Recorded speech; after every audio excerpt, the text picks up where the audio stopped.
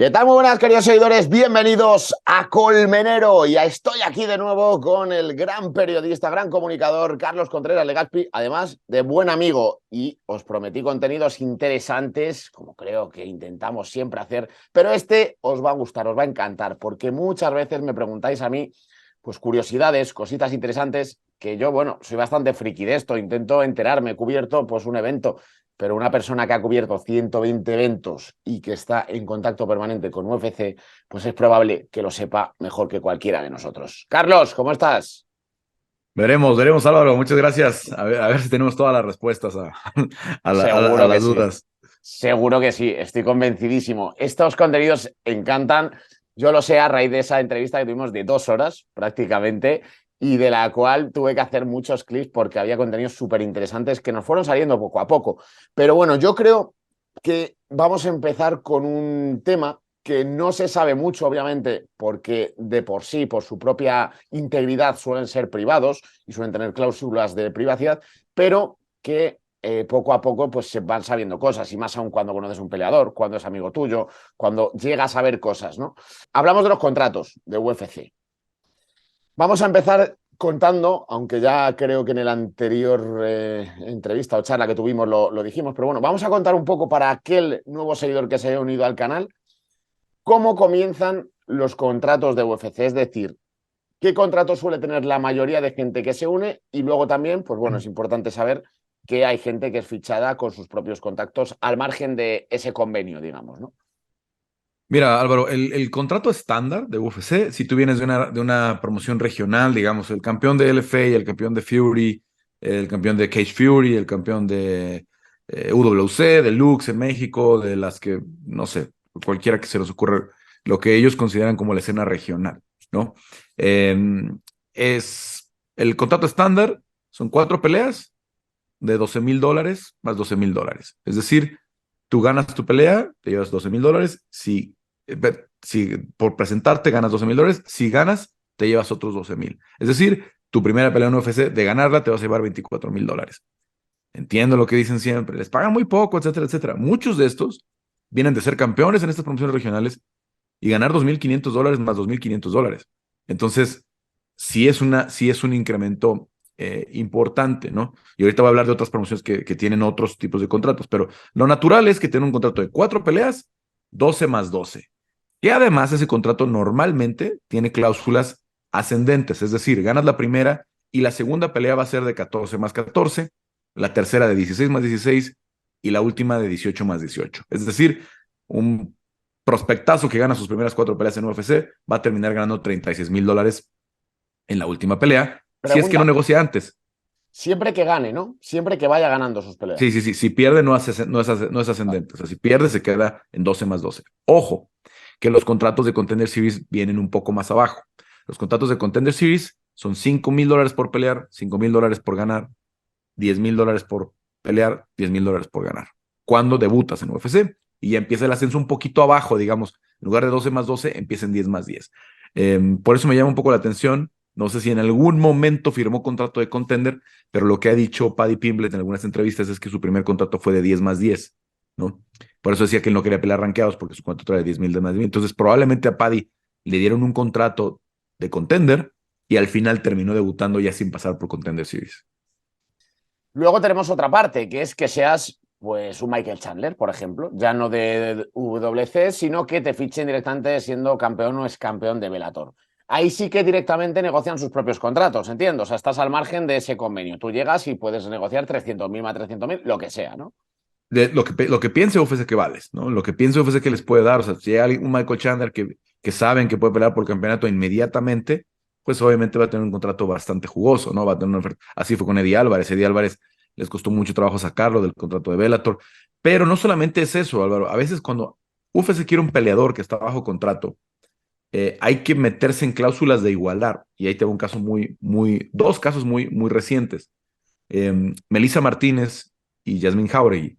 Ellas estaban bajo contrato en combate global, ¿no? Una campeona de las 115 libras, la otra ganadora del torneo, etcétera, etcétera, grandes prospectos. Entonces UFC les tuvo que dar un contrato mucho más alto que lo que le da a un debutante, ¿no? Y no estamos hablando de alguien que va a pelear por el título inmediatamente. Las dos llegaron a debutar contra debutantes, etcétera, etcétera. Pero como estaban bajo contrato, fueron negociaciones duras. Combate tuvo que y llegaron a cláusulas de igualar, tal. Y pues salió para beneficio de ellas. Porque, ojo, hay que tomar en cuenta que Combate, en la mayoría de los casos, está pagando sueldos similares a los de los debutantes de UFC. Entonces, no está tan fácil cuando alguien quiere salir de Combate e irse a UFC, porque ahí sí el sueldo está bastante parejo. O sea, no es que le vayan a pagar 5 veces más yéndose a UFC. Entonces, ha sido un poco. Por eso hemos visto muchos peleadores que les cuesta trabajo salir de Combate porque firman contratos largos y con buenos sueldos.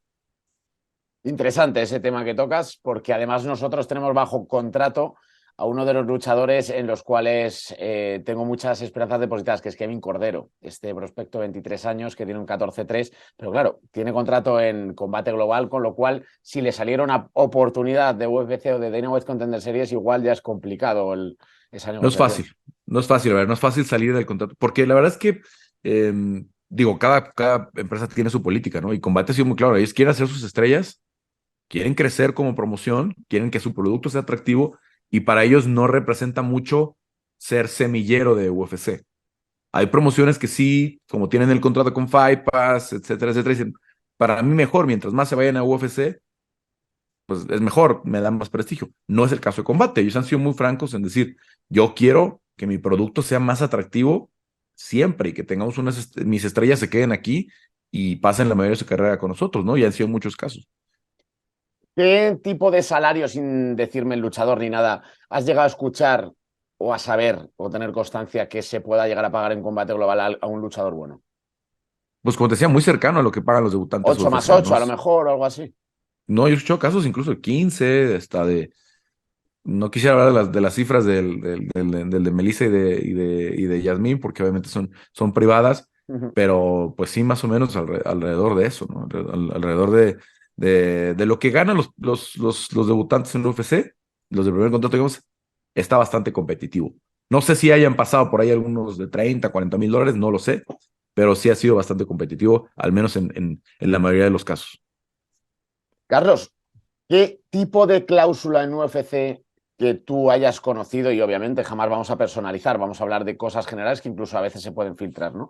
¿Qué cláusula que tú hayas conocido o hayas escuchado te ha sorprendido más? De decir, uff, y esto, o no pueden hacer una cosa, o no pueden montar en bicicleta, por ejemplo, o no pueden hacer X cosa. ¿Algún tipo de cláusula así extraña tienen los contratos de UFC? No, normalmente la más, mira, cuando llegamos a ver estas cláusulas eternas de las que se quejan los peleadores, es los que llegan al nivel de campeonato, ¿no? Es lo que llegan al nivel de Cain Velázquez, Anderson Silva, George St. Pierre, eh, Nate Díaz, ¿no? Que sabes que son súper estrellas, ¿no? Que están así y de pronto les ofrecen un muy buen contrato UFC, les dice, te voy a dar un contrato de 10 peleas o de 6 peleas con un salario jugoso, etcétera, etcétera, que te va a garantizar que terminas tu carrera con nosotros, ¿no? Recientemente, por ejemplo, cuando Jorge Masvidal firmó la pelea de Colby Covington, recuerdo esa misma semana, Jorge nos estaba diciendo, o sea, en las entrevistas, no es algo que haya sido off the record, es el último contrato de mi vida. O sea, yo ya firmé un gran contrato, ¿no? Entonces, a muchos les dieron ese gran contrato. A Anderson Silva, recuerdo, porque fue público, 10 peleas por $600,000 cada pelea. Te estoy hablando hace 7, 8 años, ¿no? Que sonaba muy bien, ¿no? De pronto, $6 millones por 10 peleas, etcétera, etcétera, más los puntos de pago por evento, más otros bonos, más muchas, pero el salario base, tener eso era muy bueno. A Caín le ofrecieron algo similar, igual como 10 peleas o algo así. Pero el problema con eso es que los amarra hasta 5 años después de haber peleado en UFC. Lo que le pasó a Nick Díaz, lo que le pasó a George St. Pierre, que apenas está libre ahora después de 5 años de haber peleado con Michael Bisping, ¿no? Ese creo que es lo principal, la cláusula más dura es que en 5 años no puedes pelear con nadie más. Claro que todos los casos, en todos, Álvaro, hay forma de negociar y hay manera de negociar. Nada más que sí se vuelve un rollo muy personal de cómo lo trabajen, de qué ofrezcan, de qué le deban a la promoción y de qué les deba la promoción, porque muchas veces la promoción les termina debiendo favores de, híjole, se nos cayó una pelea de último momento, éntrale, sálvame, como lo hizo Anderson Silva para salvar UFC 200 contra Daniel Cormier, cuando se cae John Jones, etcétera, etcétera, ¿no? Cuando tienen ese tipo de relación, ¿no? Acabamos de ver el caso más reciente, José Aldo. José Aldo se va con una pelea de contrato, a José le quedaba una pelea más, lo cual lo amarraría con el UFC muchos años, ¿no? O sea, no podría pelear en otra promoción, ni PFL, ni Bellator, ni nada que se nos ocurra, hasta que tenga 41, 42 años. Pero es tan buena la relación con José, ¿no? La forma en la que el trato siempre fue tan bueno, tan fácil negociar con José, que UFC le dijo, vete a boxear, no pasa nada. Si haces peleas de box, yo no tengo ningún problema, ¿no? Ya estás retirado, tal, aunque conmigo estás bajo contrato, te queda una pelea, tendrá su fecha de expiración en algún momento. Hay que recordar que José no se va como campeón. El caso de Francis Ngannou, ese es el problema de Francis, que al ser campeón, tenía el UFC un año, esa es una cláusula, si tú eres campeón tienes un año en el que tienes que pelear conmigo, ¿no?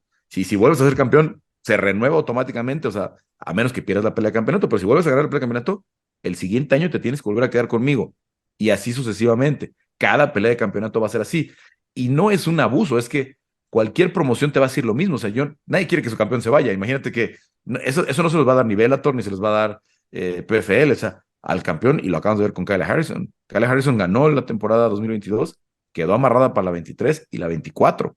No tiene, porque así funcionan los contratos. Si tú tienes una superestrella, tienes un campeón, pues no le vas a dar el contrato de, sí, pelea conmigo y te vas, no pasa nada. No tiene sentido, pues estás invirtiendo tanto en la promoción, estás haciendo tanto para que haga ruido y que sea tu estrella, no lo vas a dejar ir. Entonces, lo que pasó con Ngannou fue eso. Él tenía contrato de cláusula de un año después de su última pelea de campeonato. Hoy, al día de hoy, ya pasado el 20 de enero, ya es agente libre, 100%, puede usar lo que quiera. Y UFC de todas formas tenía 3 meses para hacer match de lo que le ofrecieran. Es decir, ya eres agente libre, ok. Mañana llega PFL y le dice, te voy a dar $5 millones por cada pelea. Todavía UFC tenía el derecho de darle esos mismos $5 millones por cada pelea, igualar y volverlo a amarrar en un contrato, ¿no? Por ley, por las cláusulas, etcétera, etcétera. Algo que mencionó Dana White en la conferencia de prensa de UFC de la semana pasada, de la primera semana, del primer evento del año, salió y dijo, lo vamos a dejar ir, ya no vamos a ejercer nuestra capacidad de hacer match de lo que le ofrezcan. La relación para ellos ya estaba completamente rota, ¿no? Ya no había forma y tampoco querían tener ya más a Francis a fuerza, ¿no? Sí podían haberlo hecho, ¿eh? O sea, con esa cláusula que todavía les daba 3 meses para hacer el match, podían haberlo hecho, pero ya la verdad creo que fue demasiado el intento de ambas partes, estaba muy desgastado todo y dijeron, ¿para qué lo queremos tener si él ya no quiere estar? Y lo mismo, ¿no? Francis quería dar esa muestra de libertad, esa muestra de decir, a ver, sí se puede, ¿no? Derrotar al gigante, Ya, ¿no? Que es ya. que es UFC. Entonces, bueno, así fue. Y es lo más complicado, ¿no? Que yo entienda casi siempre, por ejemplo, si te fijas con los torneos de grappling y de jiu-jitsu, todos pueden participar, no hay ninguna restricción, ¿no? Creo que sí, ya con combate de pie es un poco más complicado que los dejen ir a kickboxing, que los dejen ir a Muay Thai, boxeo, pero como fue en el caso de Conor McGregor, de que se puede, se puede. La cuestión es que sea suficientemente jugoso para la promoción que diga, ¿vas a ir a hacer boxeo? Bueno, ¿cuánto me va a tocar a mí? Porque estás bajo contrato conmigo. En el caso de Francis, Carlos, ahora que lo estabas hablando, ¿qué crees que gana Francis Ngannou con esto? Porque obviamente yo he pensado, si realmente se va al boxeo es posible que vaya a ganar más de lo que, vamos, solo con que Tyson Fury quiera pelear contra él, aunque sea de exhibición, va a ganar ya más dinero yo creo que con UFC.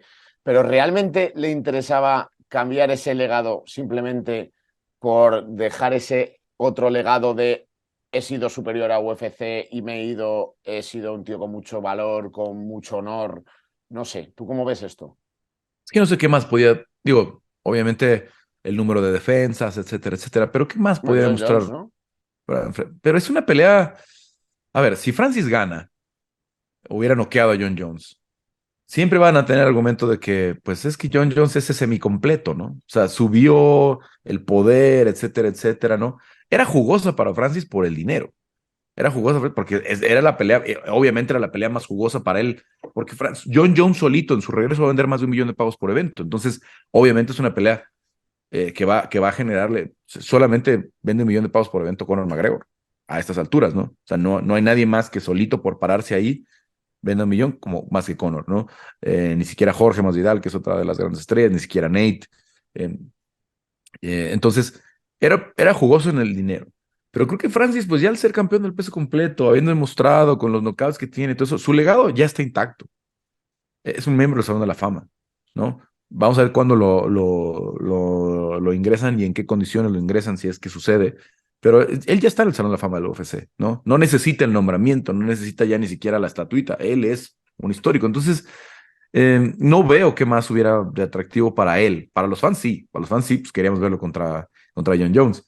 Pero para él creo que pues, ya al haber logrado el sueño, como él dice y lo ha dicho en varias entrevistas, es desde donde yo vengo, desde lo que yo tengo, ya excedí por mucho las expectativas, ¿no? O sea, es un tipo que cruzó de forma ilegal a Europa, ¿no? Que su familia viene de un extracto muy, muy humilde en Camerún. Entonces, él tenía todo en contra. Ahora creo que no creo que vaya a ser alguien que impacte el mundo del boxeo, pero con que haga una cartelera de más de 10 millones de dólares, Ya está, sí. ya cumplió su cometido, ¿no? Ya cumplió su cometido, probablemente sean hasta más, ¿no? Pero llámese Deontay Wilder, llámese Tyson Fury, llámese Anthony Joshua, que todos van a querer tomar la pelea porque les va a sonar una pelea fácil, relativamente, ¿no? Si tú ves la técnica de boxeo de Francis, pues no es muy fina a comparación de ellos, ¿no? Claro que para el peso completo del UFC, la progresión que tuvo al final, wow, ¿no? Es impresionante, pero para boxeadores con la movilidad, con la agilidad que tienen ellos, es difícil que tenga alguna probabilidad.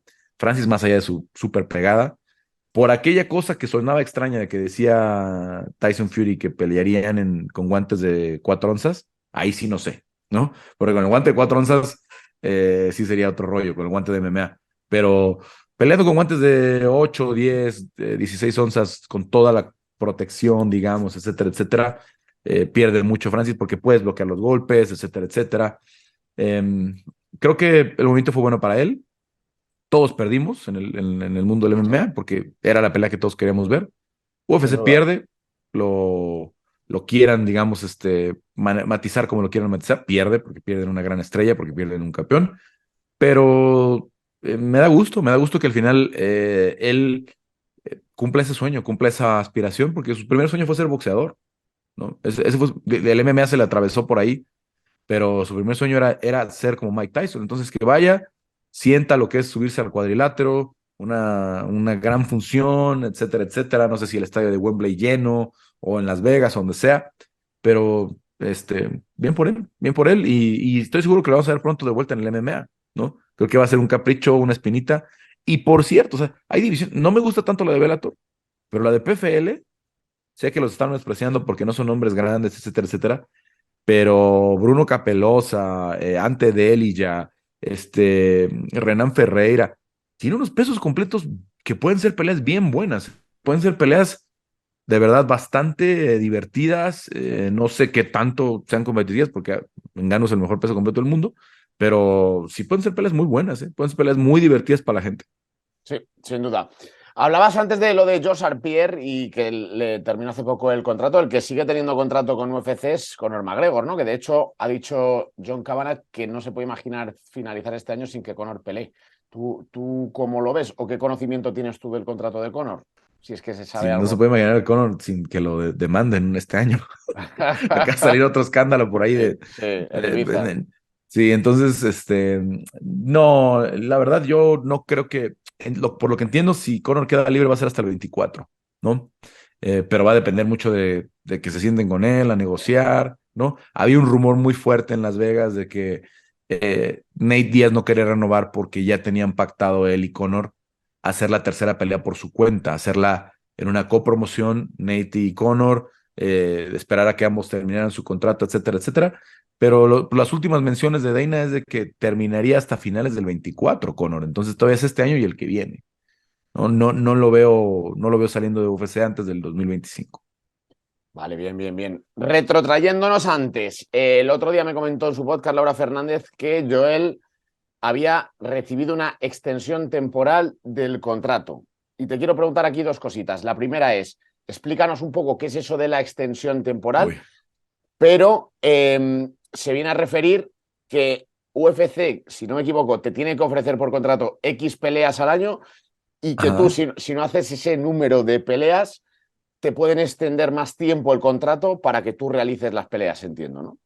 Creo que lo que pasa que en el caso de Joel, a ver, algo que me faltó en el contrato estándar es, el contrato tiene 2 años, es 4 peleas en 2 años, ¿no? Eso es lo que está pactado más o menos, lo que pase primero. Pero, obviamente, la promoción está obligada a ofrecerte esas peleas en ese periodo. Es decir, si yo te acordé que íbamos a pelear, que ibas a pelear 4 veces en 2 años, yo estoy obligado a ofrecerte al menos 2 contratos al año de pelea. Decirte, aquí está tu rival, esta es la fecha. Ah, ok. Oye, pero ¿sabes qué? Estoy lesionado. Muy bien. Yo ya como promoción te cumplí, ¿eh? Yo ya como promoción, yo ya te mandé un Descartamos correo. uno, ¿no? Yo ya te... No, no, no. No pierdes la pelea, digamos, pero yo mi parte como promoción, Vale. yo te estoy cumpliendo. Yo te estoy mandando un correo en el que te estoy diciendo, me interesa tenerte en esta función contra tal rival. En el caso de Joel, él firmó la pelea y su rival firmó la pelea, ¿no? ¿Qué sucede? Hay una contemplación de que tiene una lesión, ¿no? O un motivo por el que no puede pelear, que por lo que tengo entendido es la visa, Sí. ¿no? Porque yo traté de sacar mi visa de Australia y es una patada, como le decimos en México. Y sé que hay varios peleadores varias peleas que se han caído por tema de visa en esa misma cartelera. Entonces, no me sorprendería que el mismo UFC le ha dicho, no te preocupes, ¿no?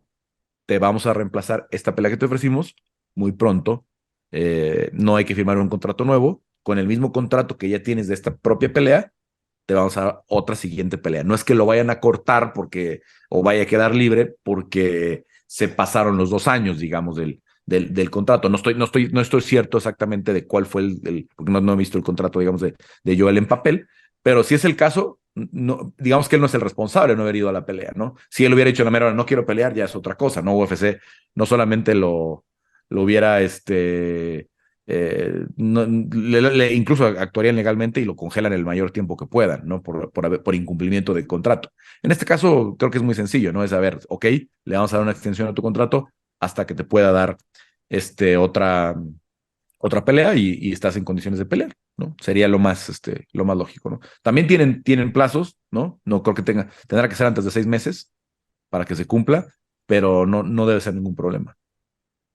Pues voy a finalizar con dos temas más, Carlos. El primero es el concepto que alguna vez hemos hablado, que es el de, si no recuerdo mal, show me the money, ¿no? El de yo elijo reemplazar a alguien a cambio de que se me vaya una pelea del contrato. A ver si nos puedes explicar mejor, un poquito más con detalle, ese concepto.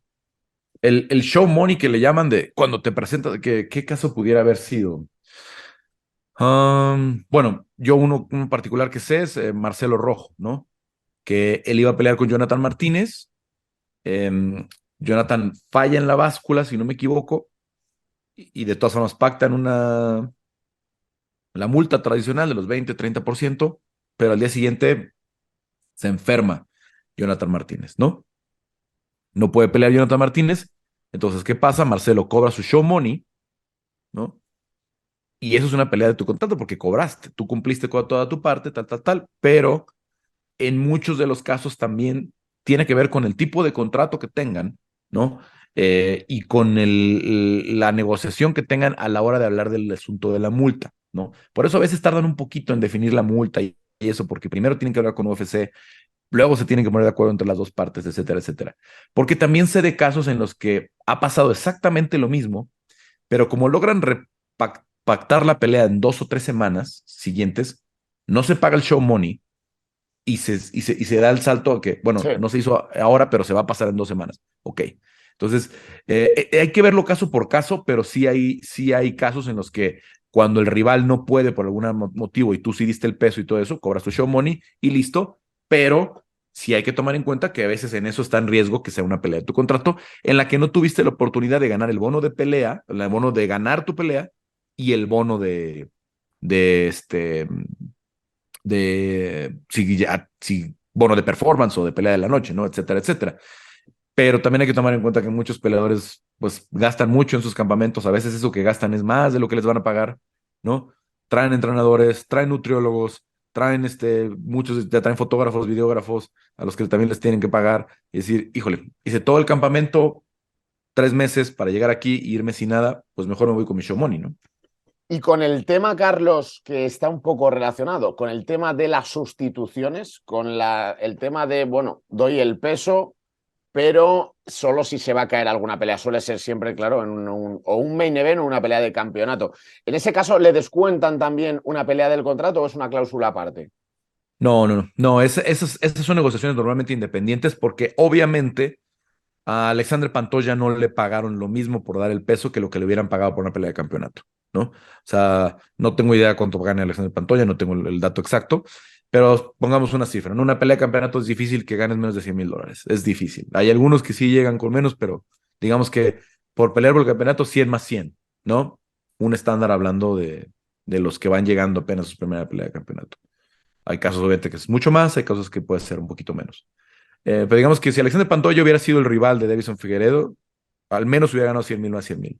Yo creo que aquí le pagaron una cantidad menor, a lo mejor 30,000, $20,000. Claro que sí, se hubiera convertido en el retador, si se Se aplica suma. una nueva cláusula en la que dices, no, no son 20, sino que van a ser 100 más 100, digamos, ¿no? Entonces esas son negociaciones independientes, no sé cuánto le iban a pagar a Anthony Smith por dar el peso, que no lo dio, eh, pero son cantidades mucho menores. O sea, es darle un incentivo al peleador, decir, a ver, vente, da el peso y te voy a dar esta cantidad buena, que vale la pena, que hagas el corte, etcétera, etcétera, que hagas el viaje, que traigas a tu equipo, pero si no hay pelea, pues ya te regresas con eso. Y si se da la oportunidad, ok, ya tenemos el otro contrato firmado, en el que nada más hay que ponerla, nada más hay que, digo, ya tenemos el contrato listo, nada más hay que poner la firma, en el que en lugar de los 20 que te iba a pagar, te va a pagar 100 más 100.